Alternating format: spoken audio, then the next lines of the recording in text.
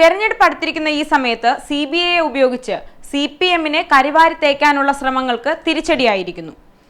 അരിയിൽ ഷുക്കൂർ വധക്കേസിൽ P. ജയരാജനും TV. Rajesh MLAക്കുമെതിരെയുള്ള കുറ്റപത്രം കോടതി തള്ളിയിരിക്കുന്നു. CBI സമർപ്പിച്ച അനുബന്ധ കുറ്റപത്രം Thalassery principal sessions judge T. Indira മടക്കി.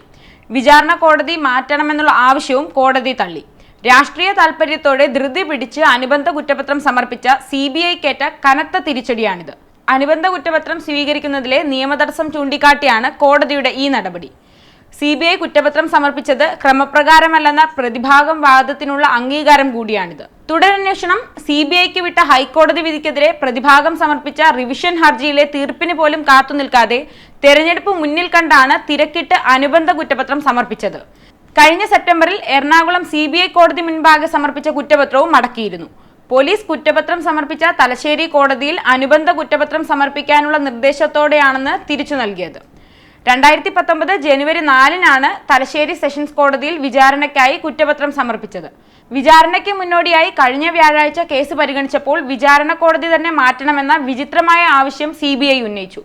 നിയമപരമായി അനുവദനീയമായ ഏത് കോടതിയിലേക്ക് മാറ്റുന്നതിനോടും എതിർപ്പില്ലെന്ന് പ്രതിഭാഗവും വ്യക്തമാക്കി. ചൊവ്വാഴ്ച വീണ്ടും കേസ് പരിഗണിച്ചപ്പോൾ CBI സ്പെഷ്യൽ കോടതിയാണ് കേസ് പരിഗണിക്കേണ്ടതെന്നും വിടുതൽ ഹർജിയിൽ എതിർ സത്യവാങ്മൂലം സമർപ്പിക്കാൻ സമയം വേണമെന്നും CBI പ്രോസിക്യൂട്ടർ ആവശ്യപ്പെട്ടു. ക്രിമിനൽ നടപടി നിയമം 408 പ്രകാരം എറണാകുളം ചീഫ് ജുഡീഷ്യൽ മജിസ്ട്രേറ്റ് കോടതിയിലേക്ക് കേസ് മാറ്റണമെന്ന CBI ആവശ്യം പ്രതിഭാഗം അഭിഭാഷകൻ K. വിശ്വൻ എതിർത്തു. ക്രിമിനൽ നടപടി നിയമം 408 പ്രകാരം ഒരു സെഷൻസ് കോടതിയുടെ അധികാര അതിർത്തിയിലെ കേസുകൾ മാത്രമേ മാറ്റാനാവൂ എന്ന് പ്രതിഭാഗം വാദിച്ചു.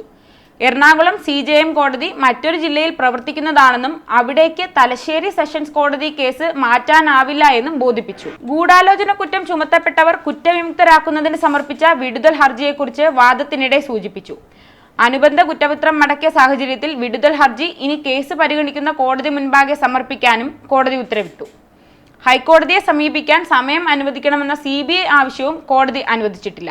2012 മുതലുള്ള കേസിന്റെ വിചാരണ വൈകുന്നതിലെ അതൃപ്തിയും വാദത്തിനിടെ കോടതി പ്രകടിപ്പിച്ചു.